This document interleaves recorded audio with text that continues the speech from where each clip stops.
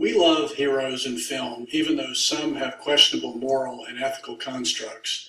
Why do we relate to these characters so strongly? As communication symbols, they influence behavior by reinforcing our values in implicit and explicit ways.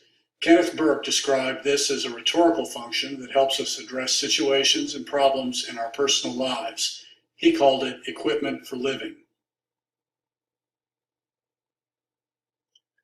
In the rhetorical tradition, people use symbols to interact with others and define and organize life experiences. Watching a fictional movie is symbolic, since the action isn't real and the viewer must interpret the elements to derive meaning. Stephen Young defined 3 levels that describe how movie symbolism is applied in real life. Undifferentiated, where the viewer doesn't clearly distinguish between what is in the film and in real life. Differentiated, where the viewer separates the real world from what's on screen and doesn't imagine any meaningful connection between the two. And integrated, where the viewer makes a clear differentiation yet can derive meaning. Young said this level is the truest form of Burke's equipment for living.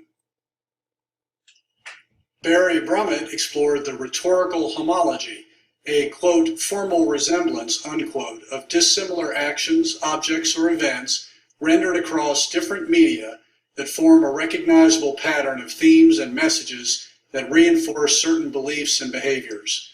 Rhetorical homologies work by connecting a movie's message with the viewer's own experiences and values. Animal House is about a fictitious college fraternity made up of oddball characters who exhibit nonconformist behaviors like drinking, sexual promiscuity, and other debauchery. The Deltas antagonize the college administration, a rival fraternity, other students, and the surrounding community, and ultimately get thrown out of school. Despite being of questionable social merit, they become heroic figures by confronting institutional injustice, wielding appealing traits such as charm, ingenuity, and courage. The Deltas become symbols of charismatic leaders whose actions are noble. As an undergraduate, I nearly got expelled for starting a food fight, the same action that is depicted in Animal House. This is an example of an undifferentiated relationship between a real-life act and one depicted in film.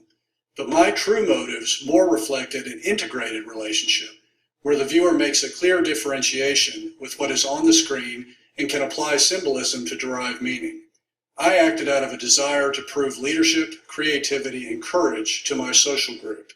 Many years later, I recall the event as a seminal experience in my development as a leader who was not afraid to speak my mind or take decisive action. Determining whether my personal experience can be generalized would require a study of undergraduate freshmen. The purpose would be to determine the effects of fictional characters in popular media on decision-making. The methodology would include a personal questionnaire, screening of the movie, and interview afterward. Though it would not account for long-term effects, the study would be helpful in determining how media symbols influence an individual's values and behavior.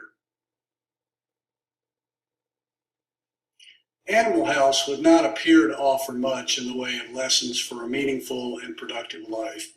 Yet the main characters become heroic symbols that help define bold leadership and independent thinking as social attributes. These concepts are reinforced at the end when the Deltas are said to achieve success in careers and personal lives, while their antagonists, including the dean of the college, town mayor, and the rival fraternity, go on to far less impressive results. Despite being a comedic farce, Animal House is Burke's equipment for living because the film has the potential to influence values and behaviors long after the laughter from watching it has stopped. At least it did for me.